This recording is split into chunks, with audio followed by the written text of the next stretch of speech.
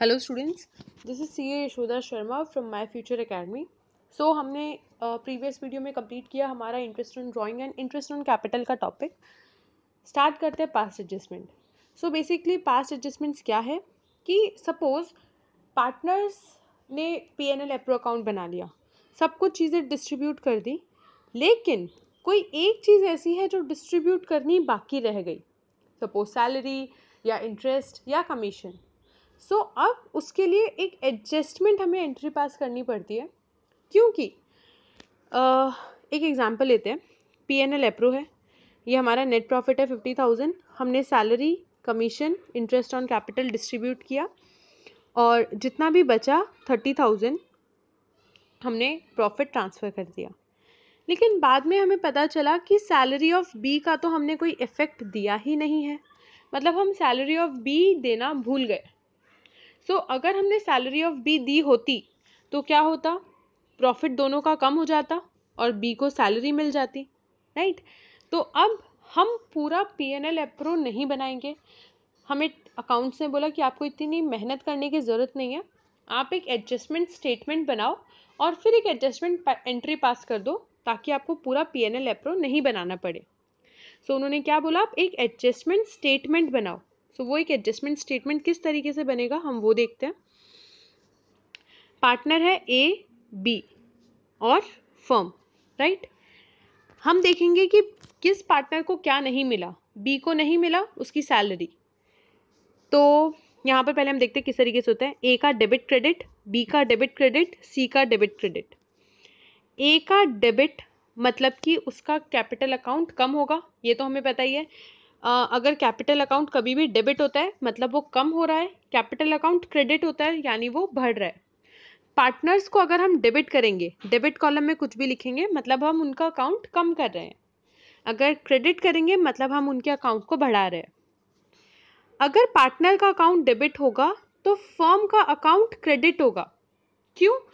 क्योंकि फर्म के पास आ रहा है।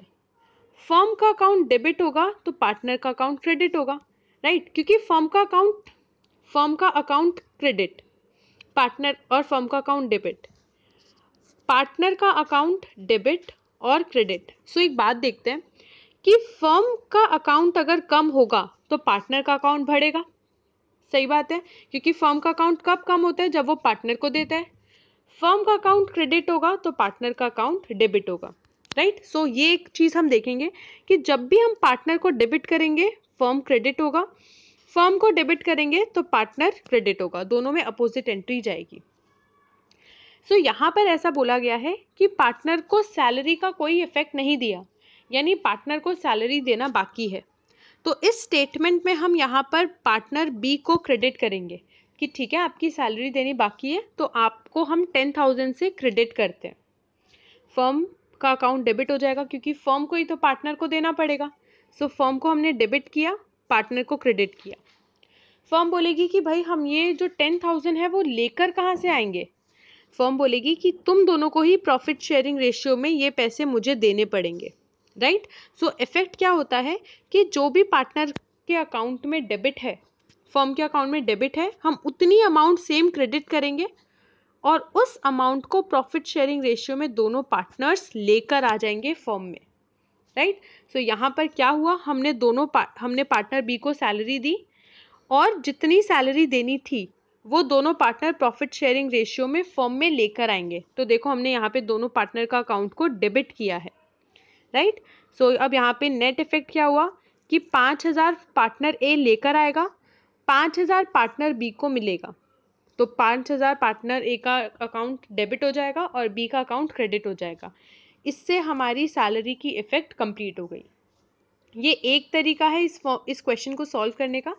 एक और तरीका है जो हो सकता है आपको इससे ज़्यादा इजी लगे, वो ये है कि इस क्वेश्चन में हमने क्या किया, हमने प्रॉफिट डिस्ट्रीब्यूट कर दिया। यहाँ पे हमने जो PNL अकाउंट बनाया उसके अंदर हमने पूरा का पूरा प्रॉफिट डिस्ट्रीब्यूट कर दिया बिना पार्टनर की सैलरी दिए।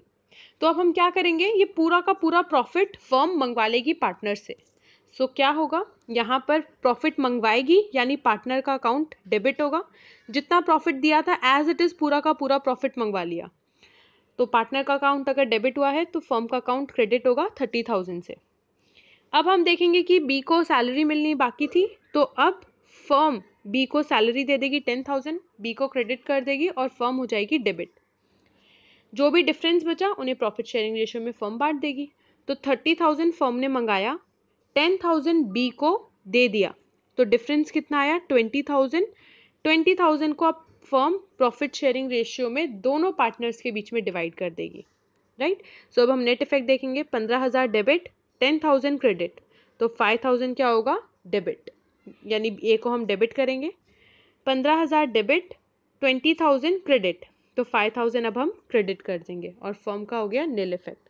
सो इसकी जनरल एंट्री होगी एज कैपिटल अकाउंट डेबिट और बीज कैपिटल अकाउंट क्रेडिट। इसके रिलेटेड हम एक क्वेश्चन देखेंगे, क्वेश्चन नंबर 37। यहाँ पर हमें दो पार्टनर की बैलेंस शीट दे रखी है।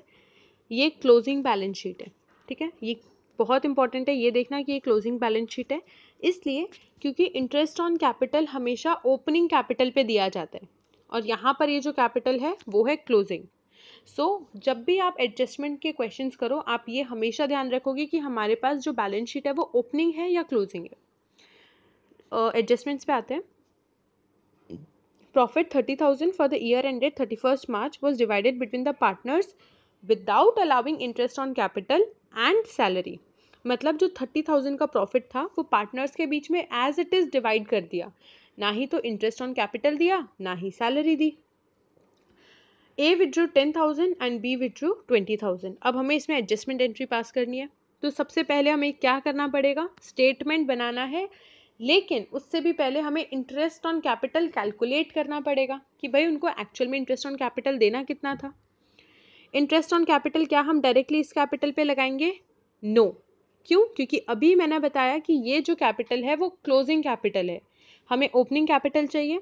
ओपनिंग कैपिटल हमने 11th स्टैंडर्ड में भी सीखा है कि क्लोजिंग कैपिटल होता है, यहाँ पर होती है ड्राइंग्स, इंटरेस्ट ऑन ड्राइंग, यहाँ पर आती है सारी इनकम और यहाँ पर आता है ओपनिंग कैपिटल। सो हम closing plus drawings plus interest on drawing minus सारी इनकम करेंगे, ये दोनों प्लस माइनस इनकम, तो हमारा बैलेंसिंग फिगर ओपनिंग कैपिटल आ जाएगा। इसको हम स्टेटमेंट फॉर्म में भी कर सकते हैं, closing capital less profit. Profit आता है हमारा डेबिट साइड पे, तो डेबिट साइड वाली जो भी चीज़ें होगी वो माइनस होगी, तो closing capital less profit plus drawings. So ये करेंगे हमारा ओपनिंग कैपिटल आ जाएगा। अब इस ओपनिंग कैपिटल पे हम इंटरेस्ट प्रोवाइड करेंगे। So interest